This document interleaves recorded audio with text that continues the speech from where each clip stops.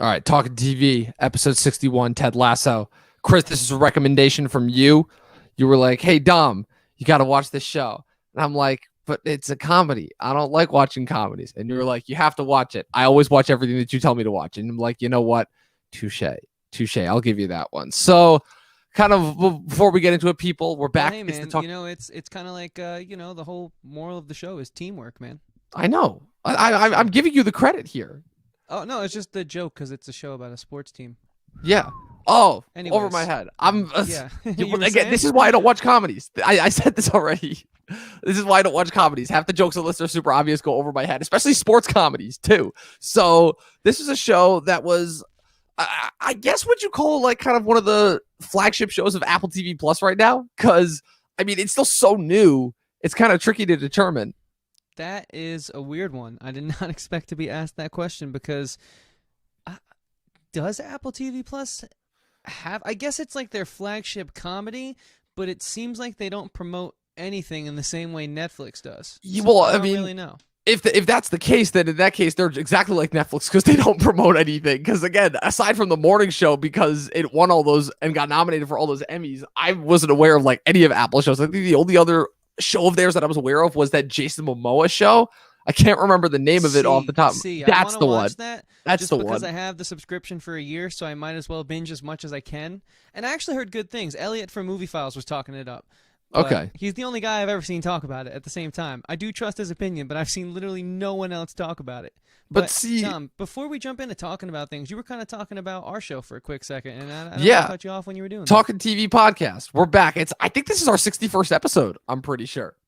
Wow, cheers to that. It's the first time we've given a number. I think so. Hold on. I got to check because I actually want to start giving numbers because we've done so many of these podcasts. Yeah, this is our 61st episode. That's awesome. And is that's that crazy. 61 consecutive weeks, or was there like one or two hiccups, if that, in between? There was like there was like we recorded 3 episodes in July and then we didn't release them until August. And then we were releasing them then we released the next like batch on one day, and then we didn't start doing it consecutively until El Camino. That was the first consecutive one that we did. What was that? Episode 7? Episode 7. Episode 7. Yeah, good times. Crazy. Watching movies in your basement. Hopefully, we'll get back to that soon enough. Don't worry. We got a few more to hit before the year's not over yet. We still got a few more to hit.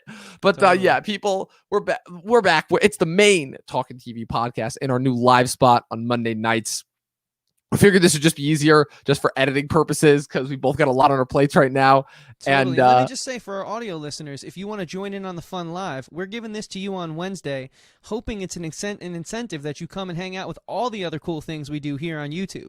So hit the link in any of our descriptions. It'll be there. We'd love for you to come and join the party. You get the audio when you get the You get the audio, and in exchange, we give you the video in return because that's the incentive here. We want you to come out and hang out with us on video. And just a little bit of humble bragging before we start off. Chris, I just wanted to ask you that real quick. The idea of humble bragging, I never understood that. It's like if you're going to brag, go all the way. Why be humble about it?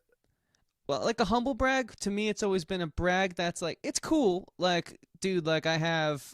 like a level 99 Groudon. I have a level 99 Groudon in Pokemon. Interesting Ruby. Pokemon comparison. That's like a humble brag. It's cool, but it's not like I just won my local, for example, soccer league tournament, right? Right. Like it's not that cool. So that's how I've always felt. It's like a way to kind of brag about something that's like kind of hard to brag about. But what's your take? Well, the impetus that I was going for there is that our community top 10, which is still our highest viewed video on the channel, surpassed 1,000 views this past week, and it is still climbing. I think it's almost to 1,100 already. Somehow. See, that's a humble brag because I'm assuming you're grateful for that.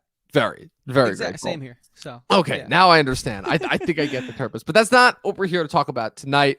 Again, I'm going to hand this mostly over to Chris this episode because this really is in his wheelhouse, and he was recommending it. He is the TV nerd after all. It's funny because I'm not going to lie and say this was a very strong year for television, but this was certainly a very diverse year for television. I've certainly seen a lot of shows that I did not expect at all that I would watch in any other year. This is certainly a year full of shows that I didn't think I was going to like that have certainly proved to be very interesting. There's still a lot of shows that I still have yet to tackle. And so now we're doing this show, Ted Lasso, the story of Jason Sudeikis playing an American coach who goes over to coach an English football team. And at first I said, oh no, this is a comedy. I'm usually not that big when it comes into like brand new comedies. They're usually kind of tough for me to get into. I usually, unless they're like really having me laugh hard in the first episode, I'm usually like, oh, great. So I'm probably not going to watch this. But weirdly enough, this is one of those situations where I wasn't necessarily laughing super hard throughout each episode, but that also may not have been the point of the show overall. 100%. No, it's totally not. This show, I think, reaps the benefits of this new kind of type of show that I really saw emerge for the first time in like the late 2000s, early teens, called a dramedy, where really there's going to be some laughs, but for every second you're laughing, there's 10 times more interesting character moments and character growth and character development. And it's not as much so like I'm watching Seinfeld right now, right? And that's so much the old school format of zinger after zinger. You know, the situations are all just one big joke, and it's just getting to the punchline. This comes with the more modern, sense of television. Like, we've spoken a lot in this show how TV's really come a long way in the past 20 years especially, but since its dawn, since its inception. And this show, I think, is the fruit of that labor.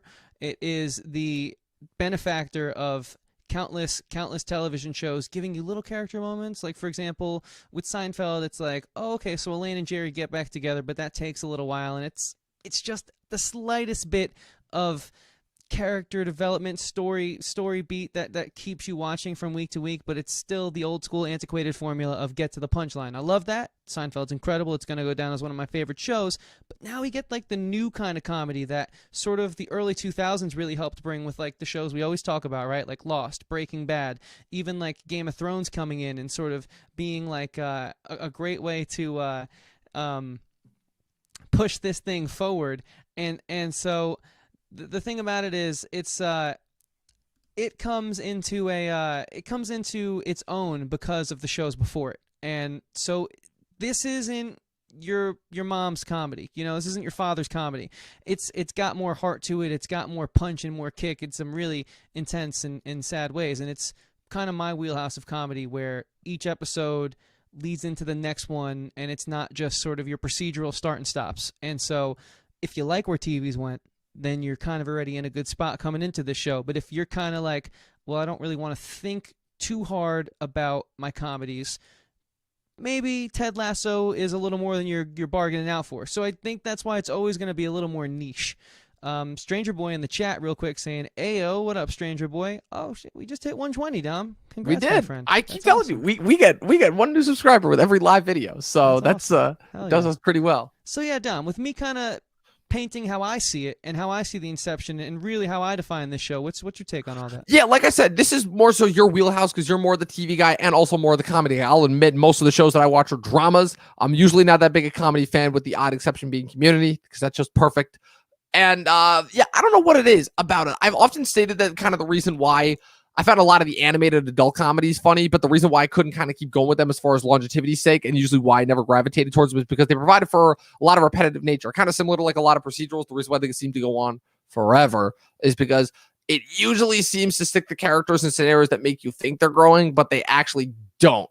And case in point, one of my favorite comedies, How I Met Your Mother, seemed to put its characters through the same set of circumstances over and over and over and over again. But this show, I will start off by saying this about this show, from having literally just finished the last episode. Like, before we got on this episode, I pulled you with The Last Airbender, and I have to say, the immediate thing that I noticed is that it's been the latest in a long line of comedies that have been attempting to, let's say, add a little bit of story with those characters. So rather than just sticking the characters in that same set of familiar circumstances with those same set of tropes and having them go through the motions over and over again, they do have that, but they've got Apple behind them, so they've got a lot more money.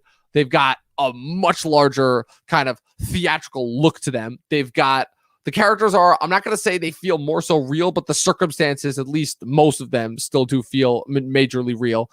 And it's dealing with some pretty interesting themes. It's dealing with them in a very lighthearted way, obviously, and probably not in a way that like needs to go super dark, because there are a lot of just areas with the subject matter involved in the show that could go super dark. But overall, I think it's a fun, light watch. And I definitely think that out of all the watches that I've had so far this year, it's definitely the lightest and the most fun, which is, again, something I can't say about a lot of shows that we're watching right now. And as far as that being kind of subject matter that people need right now, it's good. I heavily recommend it. Cool. Yeah, no, I feel you on that. And let me ask you this, because I know you don't watch a particularly large amount of comedies, but sort of, you brought up How I Met Your Mother, and I think without shows like How I Met Your Mother, we wouldn't be in the position to have shows like Ted Lasso being greenlit and sort of getting off the air, because How I Met Your Mother sort of had its traditional roots in regards to that it very much borrowed from its predecessor Friends, and it had its procedural start and stop episodes, but there was a lot more through lines, a lot more continuing plots than you had really seen in sitcoms prior to that. Like, you think only a few years beforehand you had King of Queens and Everybody Loves Raymond running the airwaves, and those were pretty much just like the same formula that we got from Seinfeld and shows even earlier than that. So to me, it's like comedy's still evolving on the small screen, and I think Ted Lasso is one of those shows that I think is just trying to find its place in the new medium of comedy. Because like you said, right, you weren't laughing too much throughout it, but it's still it's still a fun watch. And I think that's because there's comedy within these moments and these characters that they create. Ted Lasso's kind of a comedic guy, whether he realizes it or not. But really, it's about if you don't laugh at what this guy's going through, it's actually pretty sad. And so Exactly. that's where I think the comedy comes in. Exactly. And I've kind of made my thoughts on that specific type of comedy clear. I'm usually not of all the comedy that is out there, that's usually the comedy that I'm not the biggest fan of, taking the main guy who's usually just kind of a good-natured guy and just shitting on him unnecessarily. Now, that's not what this show does. I've seen a lot of just movies and shows in general that are much, much worse examples of that just like egregiously shit on a central character for just no apparent reason. This show absolutely was not that. And obviously, it's the fact that Jason Sudeikis is the one running the show here. Like, the show completely revolves around him. He's one of the co-creators. I very, very much enjoy how kind of he has this can-do attitude that never seems to give up despite the circumstances around him, and he kind of forces the circumstances to go along with him. It's an interesting story area, especially one given that it could have fallen into a lot of predictable circumstances so much easier. Sure. Yeah, and also, given the other factor that I would actually consider this more of like a sports show than a comedy show more than anything else. And I think it's kind of like the big misnomer around this. I think that's part of like sort of what comedy, similar to what we were talking about earlier this year, like what comedy has to do in order to keep going forward as far as like being, kind of hopping genres around, doing a couple different things, obviously with them just recently doing What We Do in the Shadows and that being like kind of like a horror piece, and I'm trying to think of other comedies that I've watched this year. I like the Little Dicky show, Dave, which is very clearly another musical biopic. Comedies, I find the really, really standout ones, the ones that get nominated for Emmys usually are the ones that like have to do a lot of genre hopping. And what I find interesting about this one is, among all other things, it does have kind of this undeniable charm to it. That's the one thing I will say. This is a very, very charming show, above all else. So I actually want to kind of ask you about this because, I've heard many arguments where the show does kind of take the main character and abuse him and sort of it does. poke Absolutely. fun at him for being this like lovable guy who's just too positive for his own good. So when you say that you think it doesn't really sort of, crap all over him like you said, not that I feel that way, but I think a lot of people and the reviews I've read and sort of some of the commentary I've seen people give on this show from like others in our community and sort of some of like, the creators that we aspire to be like, they all kind of feel that way. So I kind of want to like unpack why we have this different take on it. And since you brought it up, why don't you kind of like get your thoughts on it first, then I can kind of go on that. Well, I mean, just because we have just such different thoughts on comedy, I feel like, than most other people. I've been just of the same, like, I don't know what it is. Like, just my relationship with comedy in general, in the sense of I love stand-up, but shows to me, I don't know. I think it's just the places where I find humor. I find humor in things that aren't directly trying to be funny. I think that when something is intentionally trying to be funny, that's usually kind of really distracting to me overall. It's why like a lot of the typical yucks, I'm like, okay, unless they have just like a really zany, crazy edge, like I'm usually not going to go for it. Like I think it's part of the reason why I still to this day like find mostly nothing funny about The American Office. But the thing about this show is that there were a lot of things that kind of twisted that traditional formula and made it different. So like for perfect example, kind of taking an American and sticking him in Britain, but almost kind of making the British setting like a faux American setting, for lack of a better word, only because I've been to London. I mean, don't get me wrong. I know they get crazy for their sports. Absolutely. But there were certain influences there where I'm like, okay, I'd like to know if this was like kind of an American joke versus a British joke, just kind of it had that kind of that dry overall sense, but it also had just that straightforward nature. Like they were just completely liberal with just calling it like all sorts of manners. And there are points where, really strangely enough, I couldn't tell if the show was like trying to like, okay, now you should laugh at this guy, and they're like, oh no, but seriously, just feel bad for this guy because he's got a rough life and he's still got this can-do attitude that's going to take them all the way through to the finals. And the show definitely does have like an interesting pace to it. Like once you get into the rhythm of watching the episodes, it's definitely like, okay, I do want to keep watching. Like I was never bored watching the show, unlike another big comedy this year with freaking Space Force. But I think the most interesting thing to me about this is kind of just like the Apple effect of it and what this is going to do, because the fact of the matter is Apple TV Plus is still relatively new in the streaming wars. They have a lot of shows, most of which have not been heard of. Their only big show really so far has been the morning show, which, let's face it, due to the amount of talent that was involved there, that show was going to get recognized regardless.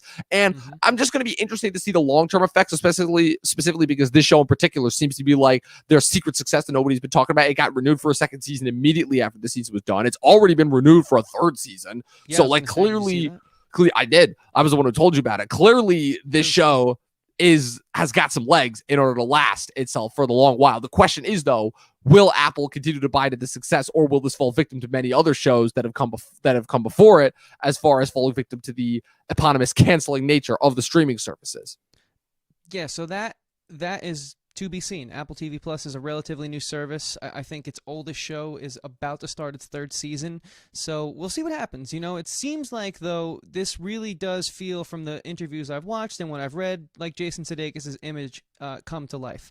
It really feels like the vision that he saw, because I don't know if you know this, but back in, I think, 2011, Jason Sudeikis, who's a huge football fan to begin with, he would go over there and sort of make cameos when he was like on a movie cycle promoting whatever film he was in at the time, and he'd play this character, Ted Lasso, for like halftime or whatever they do over there. They don't have halftime in soccer, but like, you know what I mean, when they cut to commercial and stuff like that, he would play this character, this American football coach commenting on soccer. So he's had this thought for a long time, and it seems like Apple so far is being the good producer, unlike Netflix. But I don't really want to take it too much there, but you do raise a good point with that, just because I think it's too early to tell. So for us to beat that horse right now just seems pointless. Besides, horses are beautiful animals. Anyways, what I would say is the thing about this show that really stands out to me is you don't really know what you're getting.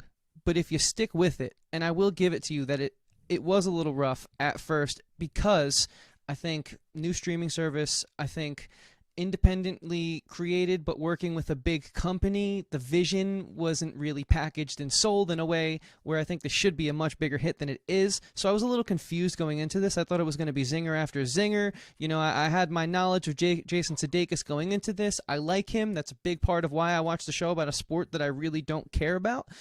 It's just not my sport. I'm more of the American football guy. And so it's just like, once you get past the first 3 episodes and you kind of see the web they're weaving, it's a completely different show than I think most people think going into it, but I actually think it's a better show.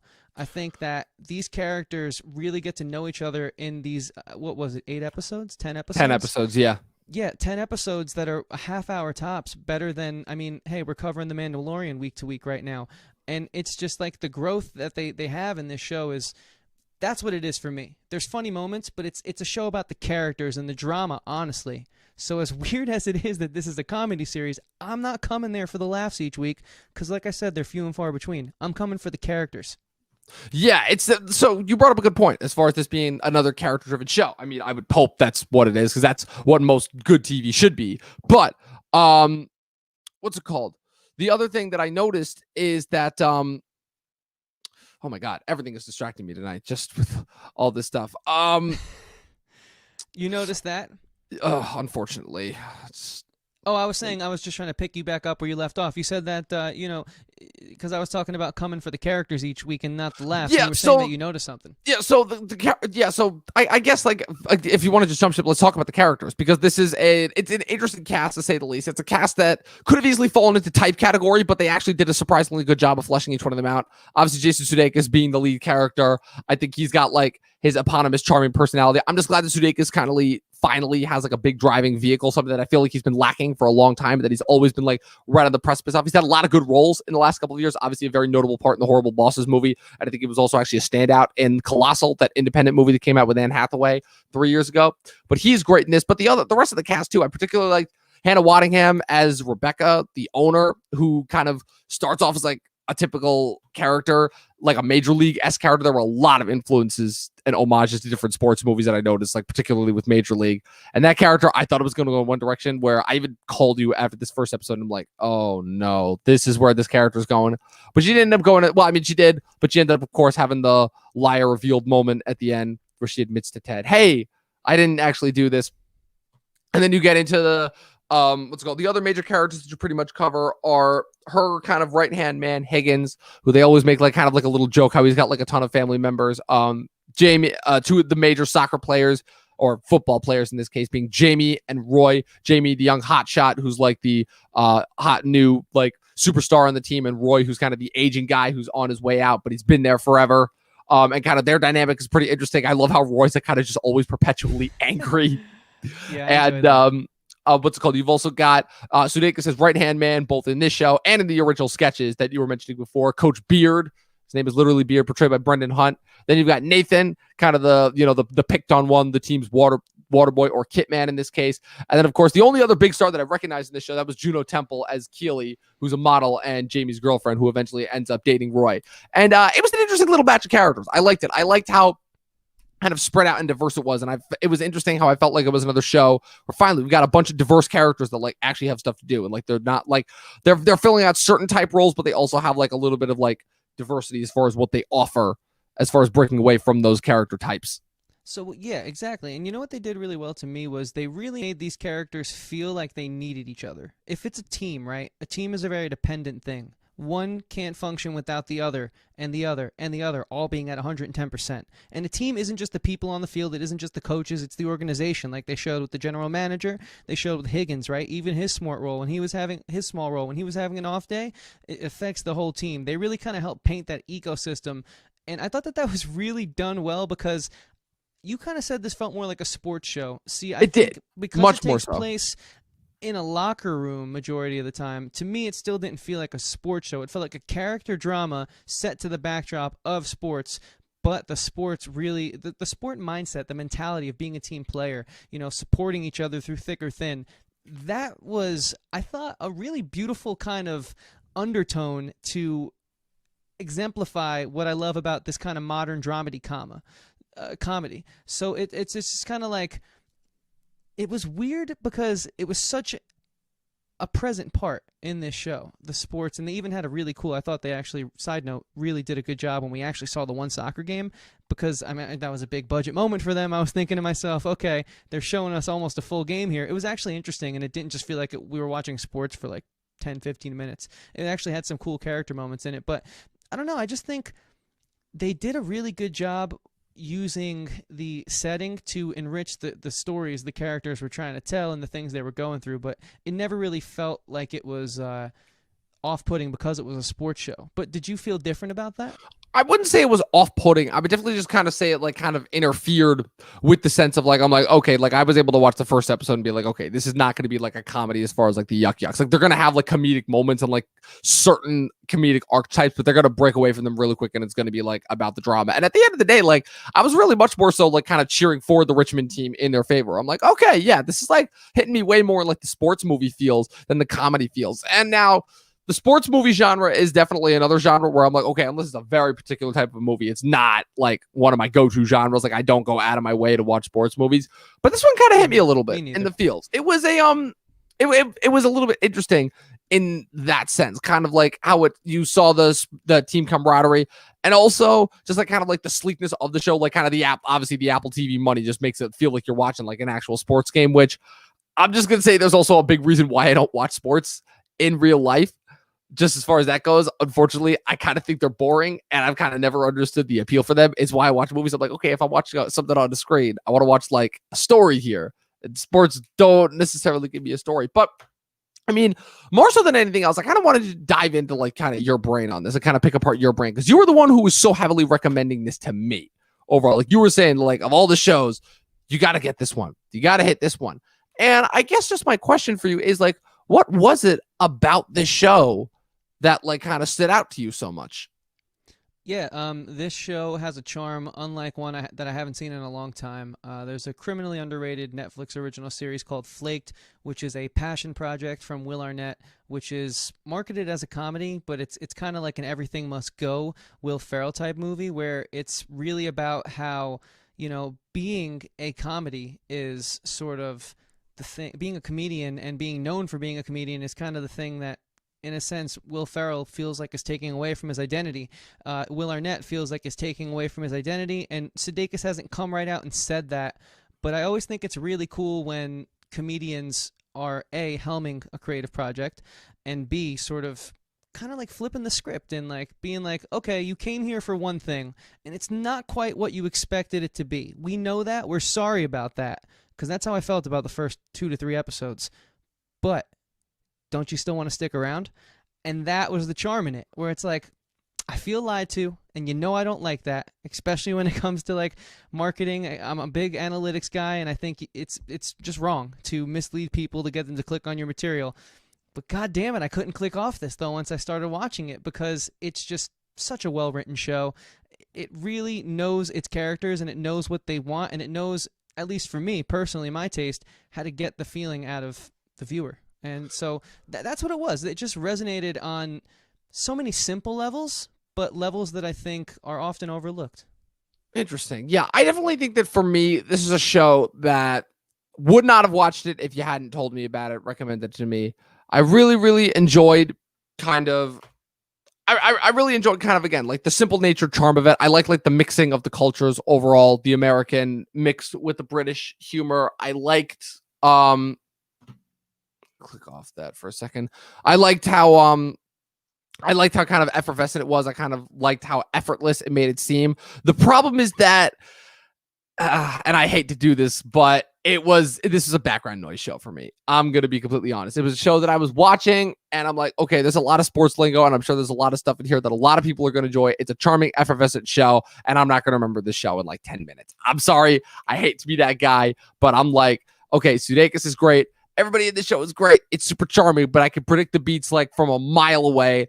And the unfortunate thing is that it kind of ended up, unfortunately, taking away from the tension for me. I think the most interesting thing to me was the last episode when they were actually on the final game. And the whole thing about it was that I think the biggest surprise was that they said they needed to tie, and then they were like, yay, we got it.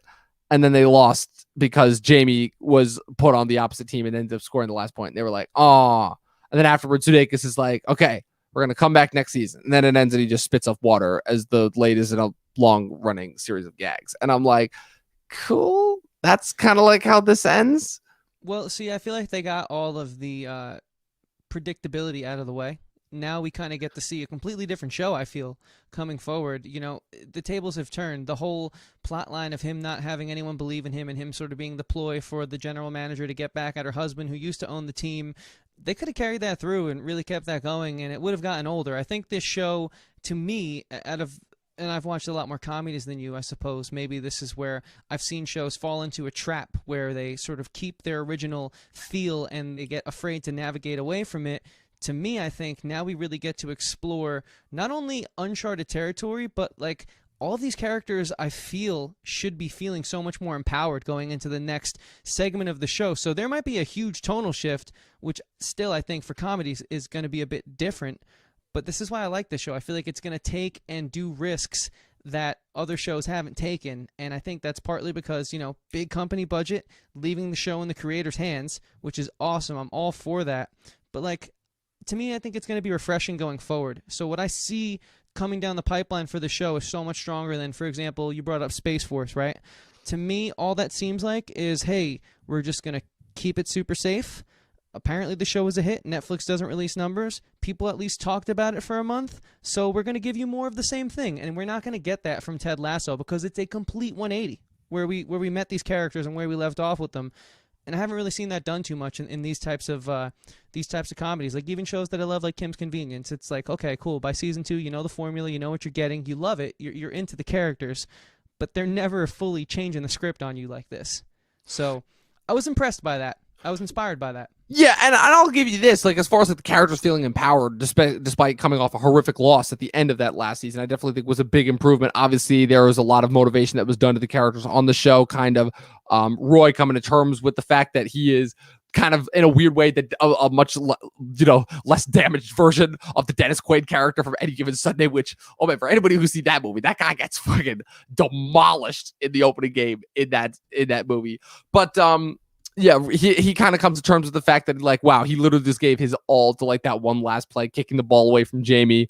And then he kind of has to come to terms with the fact that he's coming out. Obviously, Keely coming to terms with a new relationship with him. Hannah finally coming to terms with the fact that, hey, this team can actually do well outside of my husband, and I can actually, have some pride in this thing, even though I originally wanted to just torpedo this in order to get back at him, which the husband, by the way, played by Anthony Head from Buffy the Vampire Slayer, giving an extra level of slime right here. I think he's only outdone by Hugh Grant in Paddington 2. But yeah, it definitely, I definitely get like a sense of like, like a lot of the characters, like particularly the Nathan character, like his is a big motivation where it's like he finally kind of works his way up from like the Kit Man to Ted taking a lot of confidence in him, and he finally gets promoted to coach at the end. Like, that's what I mean. Like, Ted's enthusiasm and Ted's just overall good nature is infectious, to say the least. Like, it's kind of impossible to watch the show and not be infected by his endearing charm overall. And that's what I mean. That's why I'm the most proud of Sudeikis for completely finally managing to get like a role like this to just play to his absolute strengths. That's kind of what comedy stars do overall. It's what happens to them usually after they get pretty big. And this is kind of long overdue for him. But I think that, to me, is going to be the part that I remember and enjoy the most about the show. The rest of it, as far as kind of just watching it for like the character antics, they were fun, they were cutesy, but at the same time, it was like, this isn't, there was like anything like groundbreaking here that I'm saying. Like when they're at like when they're at the auction just for fun, and that just leads to like more romantic tension between Keely and Jamie, and then how it ends with them like riding in the car, just drinking champagne. I'm like, okay. I think the most compelling episode probably so far was the one with Ted, where his wife comes over. The problem with that being that like his wife is just like, oh, so we're falling into that trap of she wants to divorce him for just no reason other than they're just not getting along. And I'm like, okay, I get it. But I think there's a reason why that's the biggest reason why I don't gravitate towards these type of shows, because it feels like kind of just real life events just happening. And even though they're prevalent, and even though these things happen in real life, I'm kind of like, okay, but I need to see that like really impact and move the story forward. And I'm just not getting that, unfortunately. Yeah, I think that this is where I just think I disagree with you. I think that they really did a good job of explaining sort of Ted's conflict with his wife and how it pained him to leave home and to leave his son. I mean, for any family man, not that I am one, but I mean, when I go on a vacation and have to leave my family or go on tour, right? Back when I used to tour all the time, it would kill me to leave. I mean, I was going to have a good time and pursue a dream and a passion, but it was never an easy decision to make, being away for 3-4 months at a time on the road. So I can kind of relate to him in regards to that. And I actually think they did a really good job of sort of letting you feel how Ted Lasso felt and putting you behind the hood of Ted Lasso. But, I don't think I come to comedies for one specific reason. But there is one specific reason that I stick around to comedies, and it's when above all else the characters just work, and they feel real, and they feel organic, and they make mistakes, and they're human.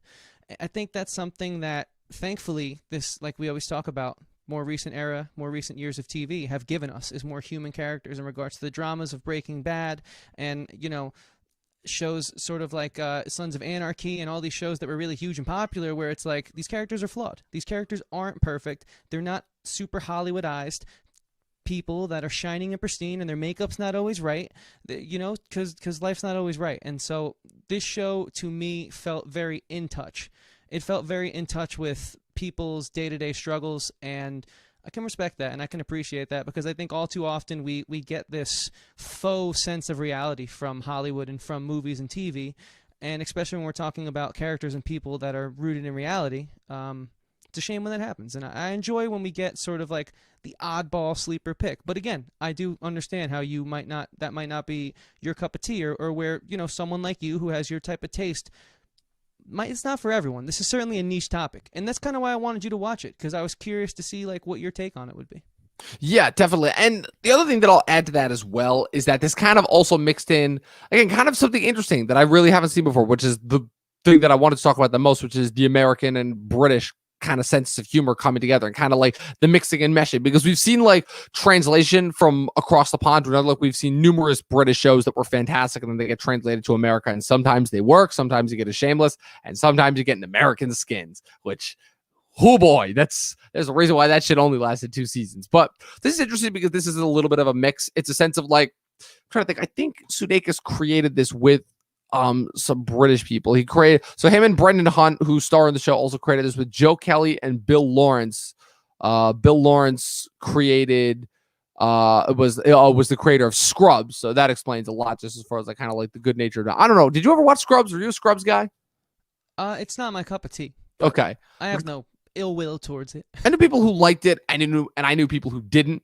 And my whole thing was that I'm like, I saw it, I'm like, oh, it's just Zach Braff and Donald Faison like singing and being goofy every episode, and it's in a hospital. Cool. It's that kind of a setup. But I don't know, like the thing that was, there were certain scenes where it was kind of off-putting, where I'm like, this is a scene that feels like out of an American comedy. Like this doesn't feel like it has like the super dry wit of the British. And I don't know, like the weird thing is that for a comedy, I'm like, I feel like I'm supposed to be laughing a lot more, you know, and I get it. It's not the type of a show where everything is going to be insane and zany, but it's also like, okay, but you don't need everything to be super straight-laced and down to earth, you know? It's kind of like, I don't exactly want to compare it to something like Freaks and Geeks, because the thing about Freaks and Geeks that made that so special is that had the coming of age element to it. So that would like kind of allow like the more awkward moments to seem really awkward and in the moment, because it benefited the source material, you know? And even though it wasn't necessarily kind of the funniest show, the humor kind of came out of the situations. This was a sense where it felt like they were trying to get humor out of the situations, but it almost felt forced. It wasn't forced in the sense of like, okay, this is like clearly written for the joke, but it's also like, okay, it's just a little bit overacting it. It's like getting a little cartoonish how he's always angry, and it's getting a little cartoonish just all like kind of like the nonsense and like all of Sudeikis' antics, you know, that part was getting like a little bit Michael Scottish for me, and that's where like the Office moments are starting to creep in, and I was like, oh, okay. I certainly respect it. I respect it for its niche nature, and who knows, when and if I decide to watch season 2, it might be a little bit interesting and kind of a different experience for me. But as far as things go, again, there's a reason why I don't gravitate towards shows like these. Gotcha. No, fair enough, man. To each his own. You know, I was curious to see your brain about it. It's just one of those things where I'm glad you gave it a chance. And real quick, before we sort of duck out of here, I'm curious, like, define the yuck yucks. You've sort of said that a lot, but I want people to have context in regards to that. Well, yeah, just like the typical shticky comedy situations that you see in a lot of sitcoms. You know, sometimes they can be like really subtle, sometimes they can be like really obvious and gaudy, and other times they're kind of right in the middle. Again, like the reason why I think Community is my absolute favorite comedy of all time is because the jokes are so well written, and even though they're overly bombastic when they come in, just the way that they're cleverly set up for it just makes me laugh every single time, you know. And but that's the thing about the show. This was a show that like wasn't writing itself deliberately for jokes. This was a show that was saying, hey, we're about a soccer team that sucks, and you could laugh at how they suck, or you could like cheer for the fact that they're slightly gonna get better, because again, it's like, I think it's a reason too why I don't gravitate necessarily towards movies like this, because I'm like, okay, if I'm just by nature, if I'm watching a movie about an underdog, I want to watch the underdog succeed. You know, I don't necessarily want to see like, oh, could he succeed or could he fail? You know, and like when, again, this wasn't the worst example, but like when the whole world is against him, it's like, really? It's like, well, what's the point of me watching that if it's just like the whole world is just going to shit on him every time? And then like obviously it becomes more like good natured and more like in like a cheerful, bashful way. It's like, oh, hey, you know, shithead, good job. It's like, oh, thanks. And he just kind of rolls with it. And I'm like, oh, okay. So like if he doesn't care about it, then why do I care? You know, it's like you're supposed to put yourself in the main character's shoes. So gotcha. Yeah, and I felt that was very easy to do in this series. I'm hoping I'm sounding cohesive just overall. No, I think you are. I just think it's okay. We're on different sides of the coin. All I right. was going to say, I think it's so funny how your worldview sort of can inform the way you perceive different genres or mediums of entertainment. Like, for example, for me, you know, when I walk into a studio, I want it to be clean at first, but I want it to very quickly get messy. You know, I don't want to have to abide by rules, and I don't want to have to abide by restrictions. And I really feel like that's what the writers did in this show, you know? Like I said, they introduced something at first that was quite different than we thought we were going to get. And so they said, hey, this isn't the cleanest thing. This is messy. This is sticky. But if you can stick with it and stick with us, I think it's going to be a ride worth taking. And I like that. You know, that's my kind of thing. I'm into, like, for example, this show Flake that I always talk about. I know it's not the greatest show of all time. I know it's not a cinematic crowning achievement. But what I also know about it is it was so unapologetically true to itself. It was not afraid to roll up its sleeves and get dirty and work for what it produced. And shows like this, they do that for me. They inspire me as an artist, and they speak to my worldview, and they speak to how I perceive things and see things. And so I think that comedy obviously is super subjective, as we've spoken about. Go Yes, listen it to is. our State of Comedy episode, or whatever we aptly titled it, but it's up there. You'll find it. And that's just kind of like, this is cool. I enjoyed sort of talking about this with you, because it's so funny to see how, you know, for example, and it's funny, I think you don't think I like Community. It's in my top 10 shows of all time. No, It's I just never said lower that you than- didn't like it. I know that you like it. I just know No, that no, you yeah. don't like it as much as other comedies. Yeah, and it's so funny to see how you like it over other comedies. And I think Community is while better we than like have- most other comedies out there. While we have so many similarities, I think it's like with comedy and horror, there are Yeah. like two genres that we've covered a Oh lot yeah, lately, if Shocktober proved anything Yeah. about my horror tastes. and they're just so subjective and unapologetically, they will curtail you to one side of the aisle or the other. Yeah, And it's tricky so because it's we always fun don't talking always about this because kind we of don't stuff. always talk about Star Wars and Marvel on this channel. We do actually talk Yeah. about other things, especially coming up soon.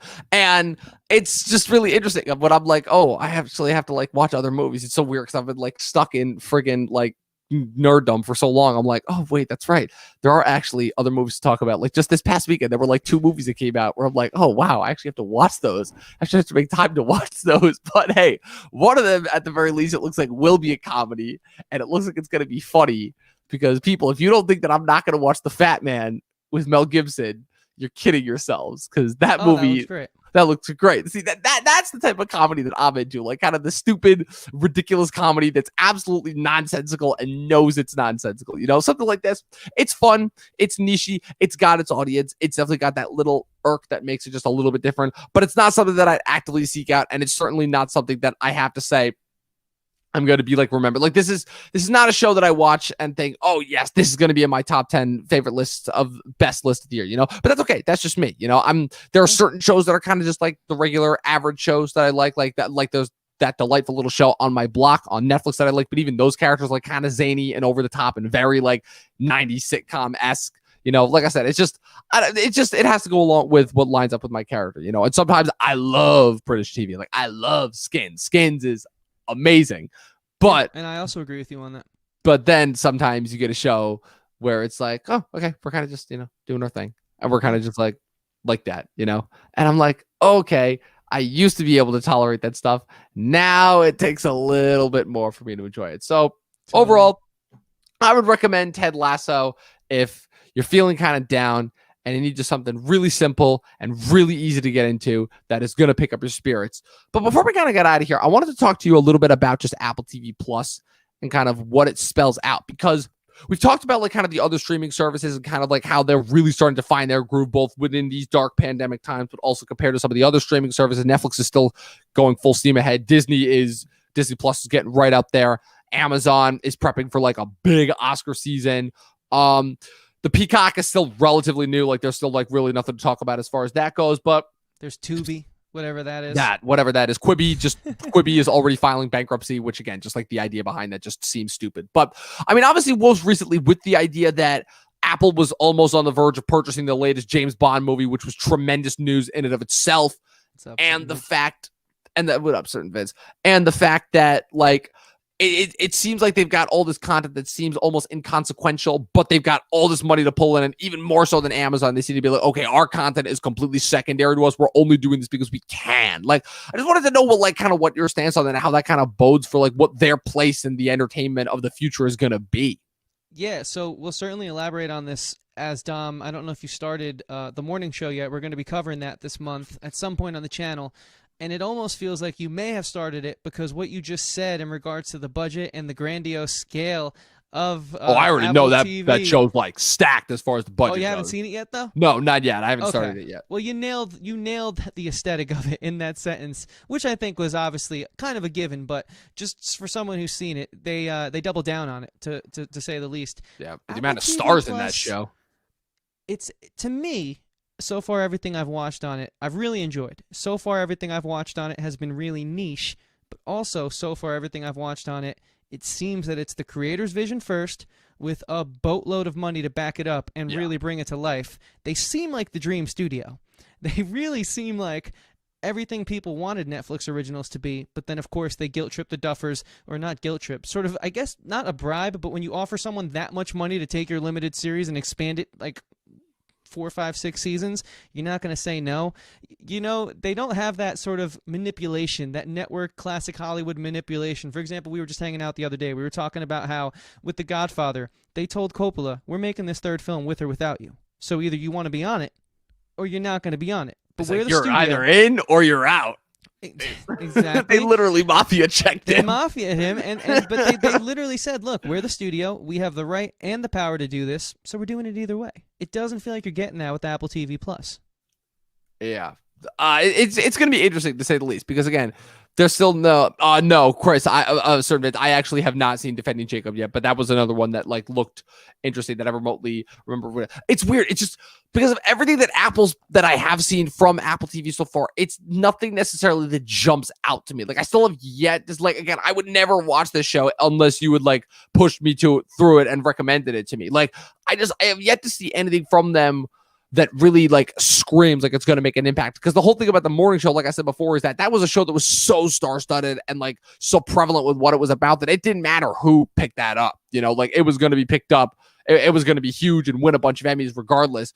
But because Apple picked it up, I'm like, yeah, there's a reason why I didn't hear about this show until the Emmys. And it won. It was famously Billy Crudup won supporting actor in a drama for that show.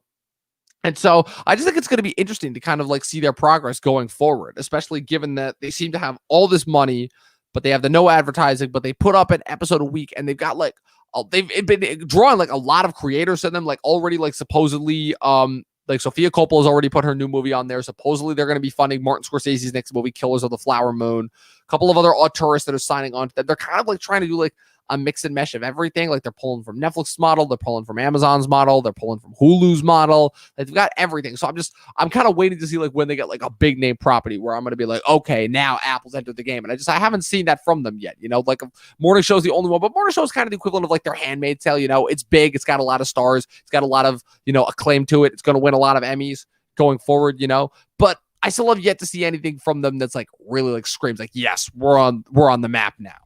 Yeah, I totally agree with that. I think one of the things, however, they have going for them that isn't just the boatloads of cash that we all know are just sitting there waiting to be used is the fact that they're, like, one of the later players to enter the streaming game. You know, they kind of get to look at what Netflix did that worked, what Hulu did that worked, what HBO has done that's worked, and also look at what they've done that hasn't worked. And I think that's huge. And so I think that's why, yes, we haven't had a breakout hit yet. But I also think that's why all of their shows are, for the most part, if they've been watched, see, that's the thing. If people have actually watched them, that's the truth. They've been very well received, though. I have not heard a bad thing about an Apple TV Plus show. I've only heard good things, but I haven't heard the good things from that many different people. Right. It's still tricky because they're still relatively new, so it's hard to determine just what the stance is with the overall with the overall reviews versus what the numbers are. Because, again, correct me if I'm wrong, but I don't think they've released their numbers, same as every other streaming service. So that's just another part of the game that we're just going to be completely not privy to. But again, it's going to be interesting both with the rest of this year and obviously going into next year and the next couple of years to see what the overall streaming game is going to be. I think that they were trying to fund, like, a big name project like Amazon's Lord of the Rings project, but I can't remember what it was off the top of my head. Again, the most interesting piece of news concerning them was the fact that they were almost going to buy the latest James Bond movie, which, trust me, we'll have an episode coming up later on that is going to cover that because, oh boy, there was a lot to talk about as far as that goes. But Chris, unless you have anything else to say about this, you want to just do star ratings? Yeah, let's do star ratings, man. All right. Ted Lasso, again, niche show, my first official Apple TV Plus show that I finished. It was good. It was cutesy, good cast, good story, really good, like, kind of feel good show to just kind of turn on and use as background noise. But unfortunately, that's all it was. It was another background noise show for me. It's not anything to be spectacular. I enjoyed my watch, but I can't say it's anything that, like, really blew me away. So unfortunately, this is only a 3.5 out of 5 for me. Fair enough. I see that. And that's actually a higher rating than I thought you were going to give it. Oh, wow. Okay. Yeah, I appreciate fair, you. I think. Listen, man, one of my favorite things about doing this show is, like, taking ourselves out of our elements and being open to try new things. This is a different episode for me. I was very out of my element. Yeah, but look, I love what you brought to the table, man. You make me think about things in a different way, which is why I think we always just got to be open to any suggestion that fits the bill, right? We can't be covering Criterion movies all the time. We've clearly established ourselves as not that, although there are some classics that we might cover. I was about to say we better in, freaking cover some Criterion movies. I'm yeah. gonna be really pissed. I'm gonna make a petition next year to like do like a classic movie podcast at least once a month. So if you don't think I'm not putting that forward at the next Criterion at the next production meeting, you're kidding yourself. That's a good idea. I mean, I enjoy listening to Good old classic. 40s, 50s dude, music right now. So that, trust me, if you think that I'm not going to get you into some Francois Truffaut, some Ingmar Bergman, some Kurosawa, oh man, we got a laundry list of filmmakers that you've never heard of to get into. Like I'm talking some old school film school stuff. I'm excited. That sounds good to me. Yeah, man. So like I enjoy these types of episodes because I think they're not so much for the show itself. People kind of already know where we stand coming into it, but I think it's our back and forth where I really felt like I learned something today. It's the interesting takes that we have overall. Yeah. So, Chris, what are your final thoughts and ratings of Ted Lasso? And also, do you think the show will make your top 10 favorite TV shows of 2020? Yeah, I think we'll see what show beats it at the number 1 seed. It is a 5 out of 5 because I went out and bought 3 different screenwriting books after watching the show because I've been trying to find a show that makes me want to create. I've been in a little bit of an artistic rut all year, and I saw this show and I was like, you just got to stick through it. There's a light at the end of the tunnel, and real creating is alive and well. The studios and corporatism hasn't killed passion yet, and that's what I got from this show is like just an overload of passion and compelling storytelling. So it's a 5 out of 5, and it's my top show of the year so far. Interesting. Definitely interesting. Again, that's going to be an interesting list, and I'm really, really glad that we're kind of... Actually, I don't know. I kind of am debating whether I want to do films or TV first this year because I wanted to do films last year because I thought both films and TV were both like equally kind of creative and interesting as far as last year's list goes. But it's going to be interesting to see where that goes this year. But so people, thanks once again for tuning into another episode of Talkin' TV with our discussion on Ted Lasso. Hopefully YouTube's bug didn't completely screw us this time around because the last couple of videos that we tried to do got completely like, come on, YouTube, get your shit together. What are you doing? Insult the gods, Dom. I'm doing it. I'm doing it. I'm going to be that guy. I don't care. They got to get their shit together, dude. There are people whose livelihoods depend on this stuff. This is important stuff. We are the Talkin' TV podcast, movie nerd, TV nerd. You can find us on here at this channel, Talkin' TV. If you click the subscribe button and the like button and the little bell next to it, that way you can get notified every time we put up new comments. People, we had our first video just hit 1,000 views, which is incredibly humbling and pretty awesome and pretty spectacular for a video that I just kind of put out there into the zeitgeist as a joke. And you it did got a better job than I think you gave yourself credit for. Not to humble brag, but the video is a lot better than I give myself credit for. I'm like, all right, this is a pretty consistent top 10. A few of the technicals could have been better, but overall this is still pretty good. And but that's not the only piece of content that we have for you guys. We have so much content that we put out. We put out content Mondays, Wednesdays, and Fridays. Fridays, we've got our Mandalorian watch along. We just did episode 3 this past week, chapter 11, The Heiress, which was a bomb-ass episode, and it also made for a bomb-ass recap episode, which was so much fun. We've got another Star Wars-related top 10 list. That's right, people. I'm finally bringing the top 10 list back 2 days from now on Wednesday. That will be my top 10 favorite Star Wars moments. It was very, very tricky to pick from. It's very, very tricky to pick from. I can't wait to see that. But I've got a lot of interesting choices there. So I'm hoping you guys will happily tune into that and see if some of your favorite Star Wars moments made it onto that list. And then also tune in on Friday for the review and recap of episode 4 of this season of The Mandalorian. Guys, what time are we doing that, by the way? 8 o'clock, 8 p.m. Eastern Standard Time. This coming Friday. Write that down. Hang on. Every Friday night. And people, we've only got a month and a half left of the year, and we're almost at the end of our season 2. Like that's insane. That's crazy to think about. And we just got another subscriber tonight. We've been booking up subscribers like crazy. We've been booking up followers like crazy, and it's all thanks to you guys. You guys have been pretty awesome when it comes to this. Just as far as like showing the support overall, continuing to support us young creators in these dark times and allowing us to continue to do what we love, and for me personally, giving me a reason to get out of bed in the morning. So it's just it's very, very humbling experience. So Chris, unless you have anything to leave the people with, just thank you and everything Dom said.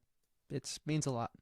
Follow us on Facebook, follow us on Instagram at Talkin' TV Podcast. This is a little bit of a more low-key chill episode for us tonight, but we need those every once in a while. So once again, thank you for tuning in, and as always, watch more fucking movies and in this case, TV. We out.